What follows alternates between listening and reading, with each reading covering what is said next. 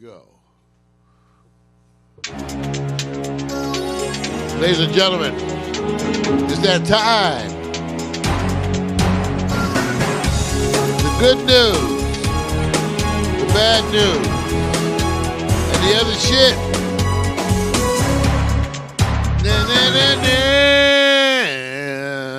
What a time in American history. I'm going to need to go back and actually do a special broadcast, Vic, because things are happening so quickly, so rapidly. That's why it's very hard to lay this part of the show out. I want to remind you that in 5/22/17, I put the link up there, I made predictions for this presidency.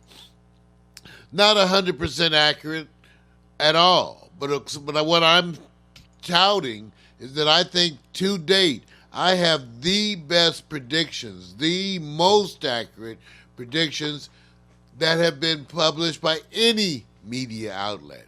Go take a look at my broadcast from 5/20/17 and see what I predicted. I predicted an orgy of evidence.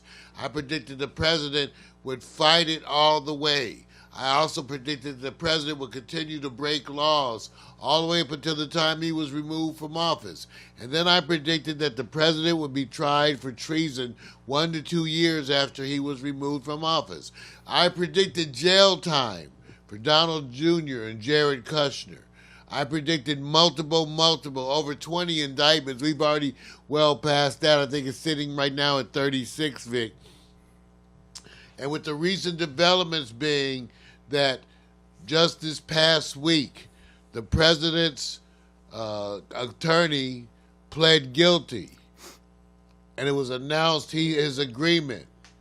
And also, he is also at the same time, the people in the Southern District of New York were not so happy with Michael Cohen based on what he did with them. So there's a lot of things up in the air. But let's face it, the president, remember I warned you, even while the constitutional questions about whether or how you can proceed with a sitting president had to be dealt with, I told you that it would still be full steam ahead on everyone else, and also the presentation of the issues.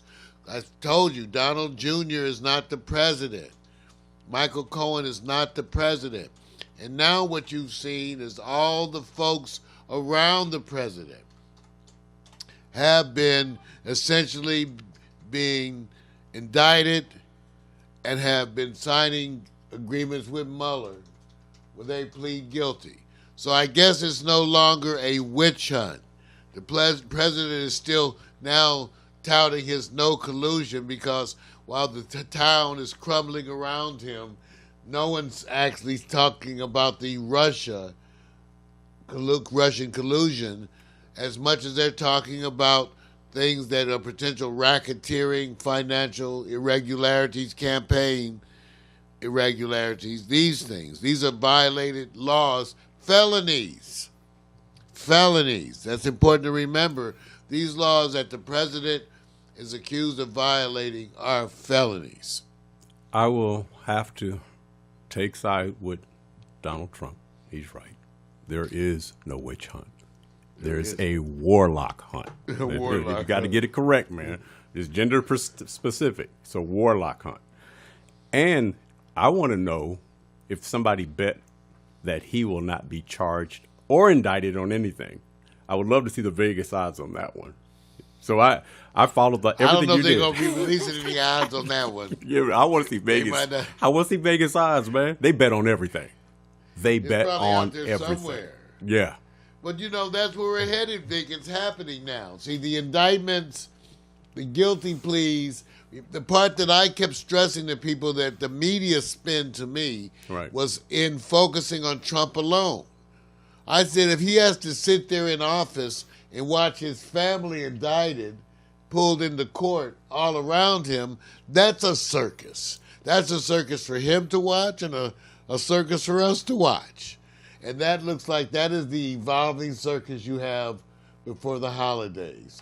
Donald Jr., Jared Kushner, perhaps Ivanka, indictments. Kind of like watching the night at the museum and you're going to talk to that statue that says, "Hey, dum-dum." So I'm just saying, I'm just, look, it is a reality show. Like, it's coming to life. And Jared, everybody, no matter what they do, they've already made their beds. All that traction, all that documentation, everything they got, it's already laid groundwork. The issue to me is the political left and right too busy trying to swamp each other in lieu of saying, hey, let's just get this right. It just seems that the rules are so muddied politically that there is no real, when they say, hey, take it to Congress or take it to the House, see where it's going to go. It just seems like it's a routine spin for the public because he says, well, we really don't have no real power.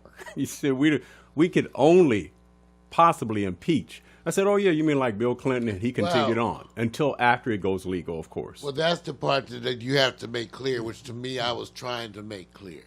Even though there's nothing in the Constitution that says you cannot indict, and specifically what's amazing, these people who claim to be strict interpretations of the Constitution. Right. If the Founding Fathers had meant for the president not to be indicted, they would have simply put in the president cannot be indicted. True. They didn't do that. The president's not above the law. True. So, but let's say that for a minute. Say you have to go to the Supreme Court to have that washed, to have that decided, because it sort of already was decided previously to a certain degree with Nixon. Right. It still leaves you with the fact that once impeached and removed from office, the day he exits office, right? Right. You could hand him the subpoena on his way out the door from the presidency. Has any prior presidents broken the law and then duly after leaving office, the follow-up legally took its place, or was it just political guilt and not legal? The only examples you really have on this level is Nixon and Watergate. He was almost immediately pardoned by Gerald Ford.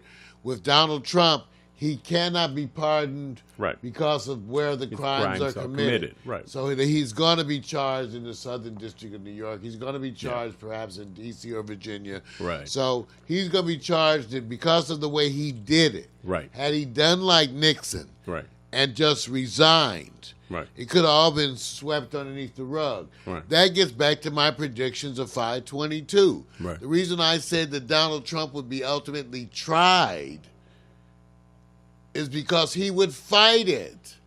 He wouldn't resign. He would fight it to the end and still be denying it, and they're not going to give you any kind of clemency while you deny the crime.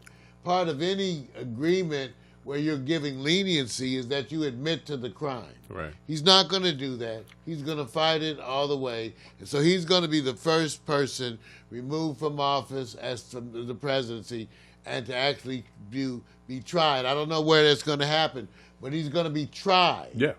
And so these things could get him jail time. So it's coming down. This is what's happening, and the president is starting to act cornered. Now, just while I'm talking to you, I went to look to see what was being said already this morning, because there's been stuff coming out all this morning. And it's already hitting. They say, this is one of the live accounts, supposedly from Yahoo News, that says the president has been warned of impeachment and jail time as the probe escalates. President Donald Trump has been warned he faced very real prospect of jail time as the fallout from the bombshell publication of court filings on Friday intensified. Yes.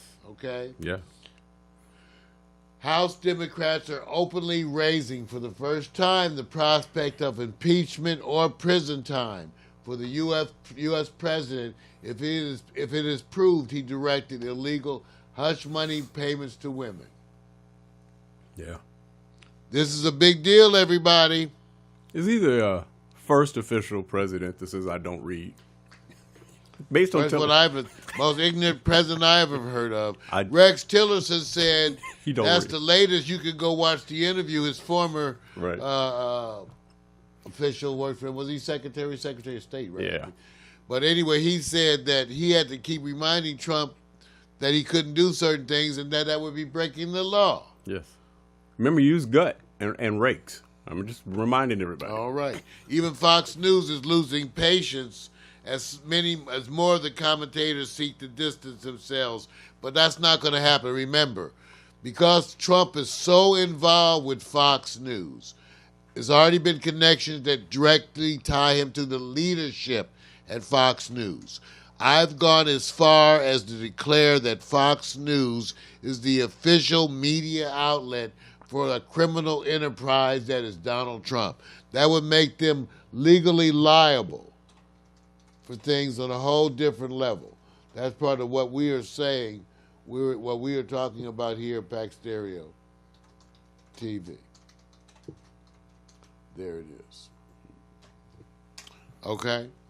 So as it winds into the holidays, I have on it's now December 10th. You have a number of Fridays before the holidays. They tend to make these announcements on Fridays because legally, the way the courts are set up, it allows for a grace period before you have to respond, blah, blah, blah. Right. And everybody can sort of focus on the aftermath. That's why they tend to do it on the Friday. It gives that little grace period while everybody's off for the weekend. So we're every Friday now, every Friday for the rest of the year, everybody's waiting. Every single Friday, and every day the news, because the president, remember, what makes it so interesting and exciting in one way is because his responses to this pressure, he's breaking more laws. As he tweets, a bunch of those tweets are obstruction of justice. He doesn't, so watching the president do stuff that he's doing right now, you get to see he's simply going to continue to break laws. What about Khashoggi? How'd you feel about Jared Consulting? Oh, man, I didn't even get a chance. You didn't even get to get to that. Okay, Victor, thank you, Victor. Victor Allen just brings out maybe the second most interesting story that's coming, is that when it comes to the killing of journalist Jamal Khashoggi, that Jared Kushner appears to have been involved with advising MBS how to handle it and keep it down, keep things quiet. Yeah, don't let that little boy face fool you. He's no holds jail. barred. Lock him up. You're gonna get a chance to chant "lock him up" as it relates to them, ladies and gentlemen. Victor Allen. That's a totally important piece. And as I said, this is the state of affairs, and we await more news. Ladies and gentlemen.